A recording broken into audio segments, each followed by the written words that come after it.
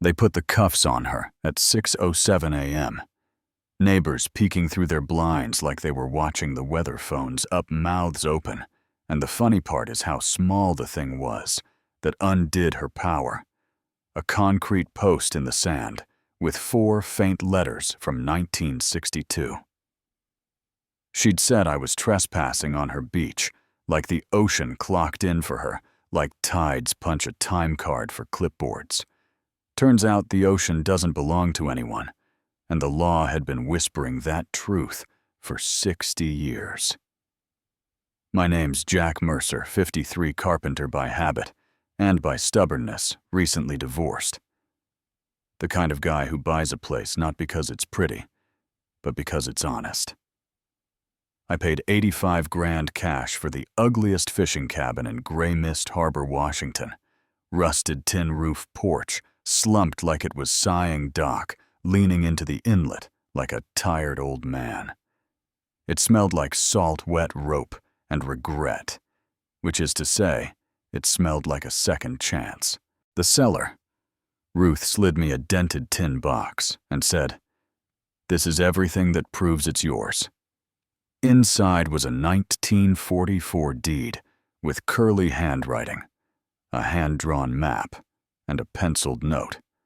I didn't recognize FAP 212-1962, so I set it under a coffee cup and wrote a list the way I know how to breathe: roof siding, dock ties, maybe solar, if beans aren't my only dinner. 3 days in a white luxury SUV rolled up gravel stitching under the tires, and out stepped Linda Caro in a grapefruit blazer with a clipboard she held like a badge. "Good morning," she said, with that practiced smile.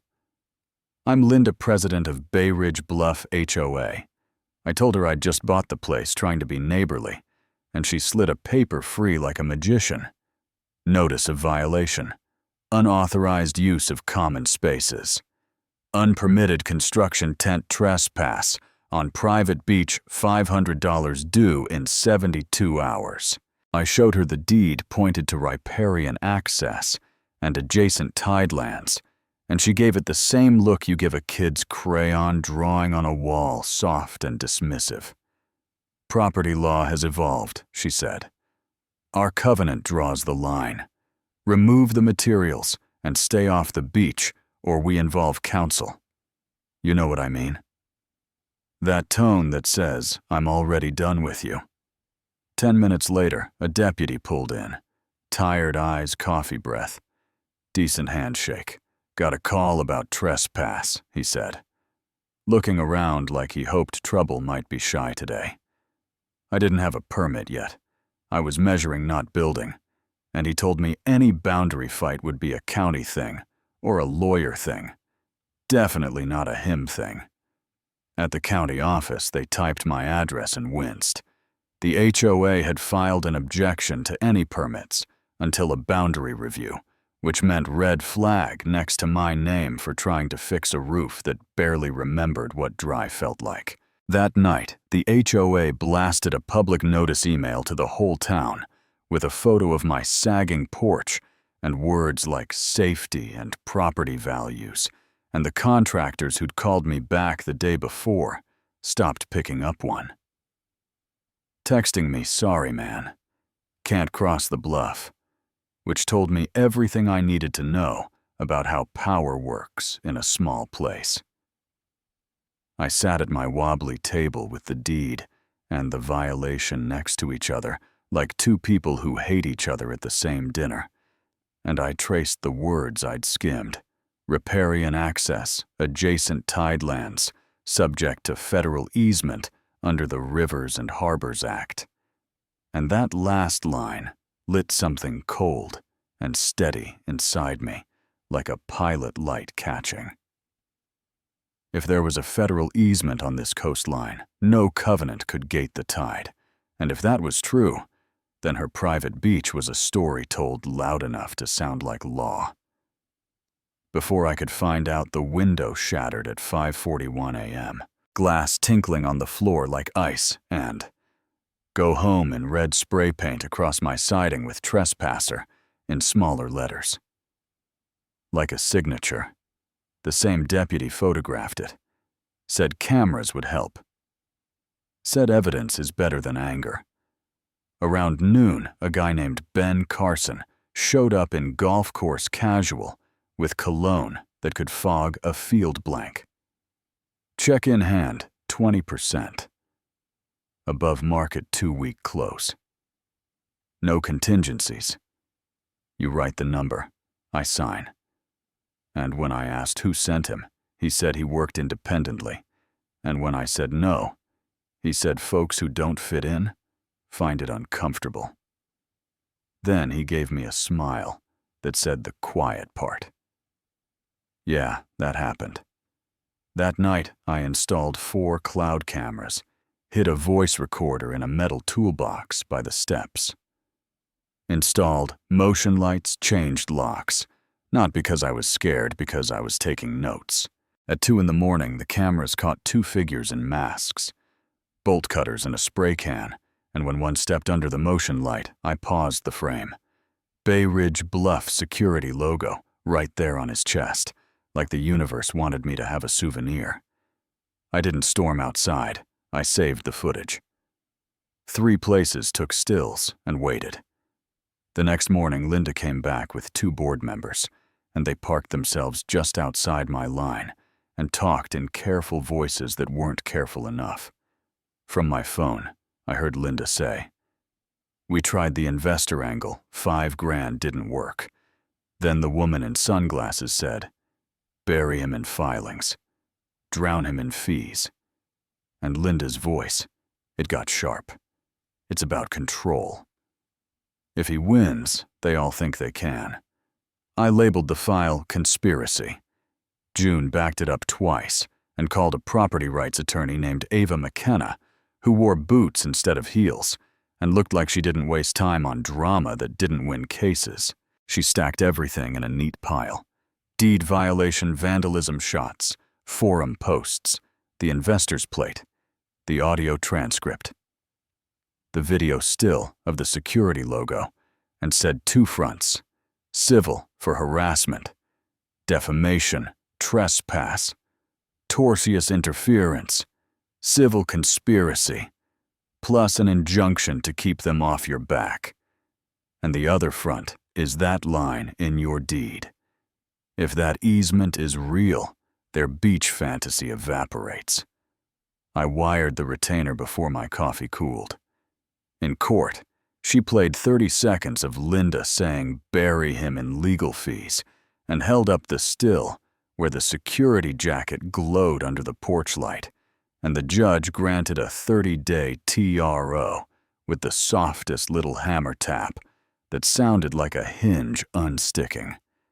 Meanwhile, that pencil note in the tin box wouldn't leave me alone.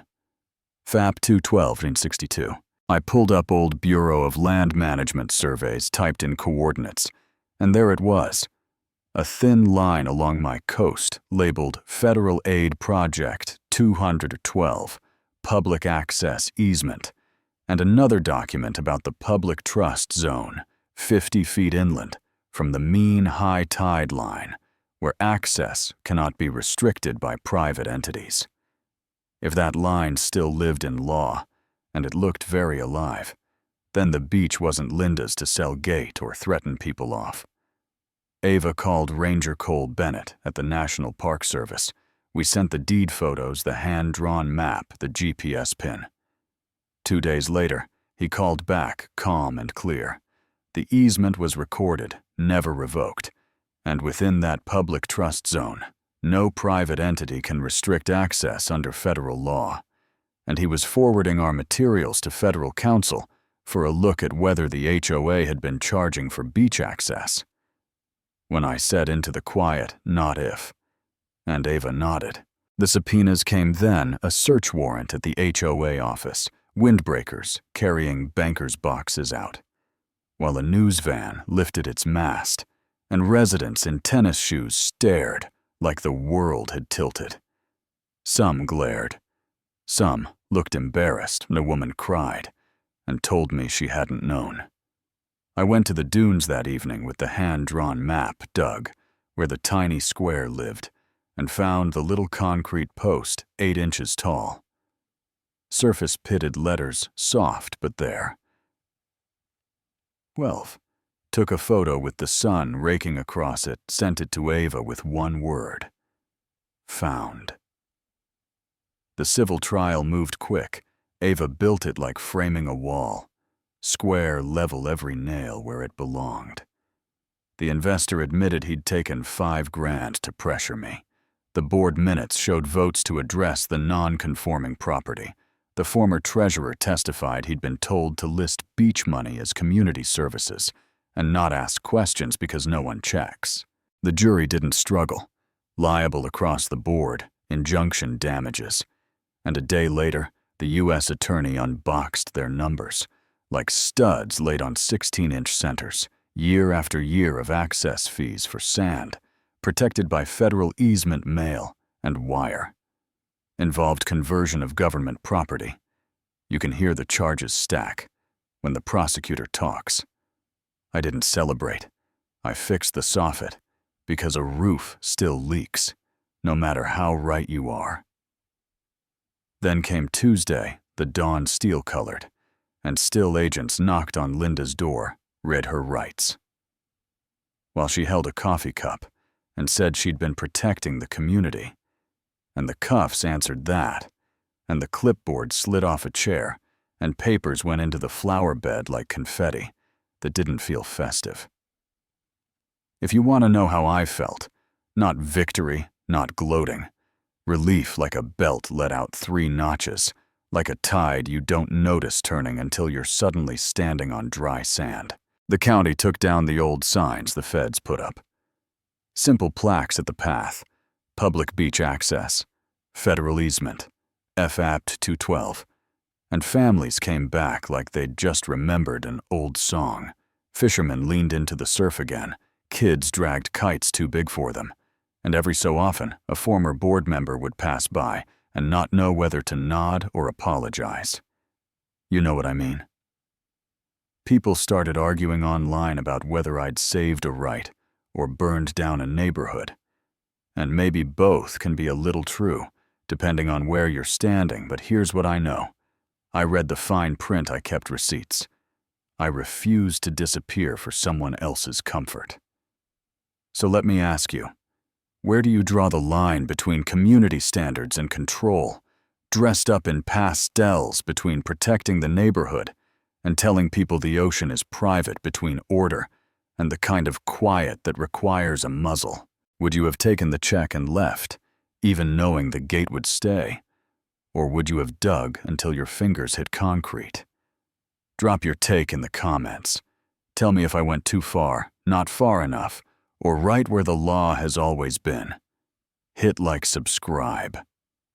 If this hit a nerve, and share it with someone who's ever been told to move along when they were standing exactly where they were supposed to be.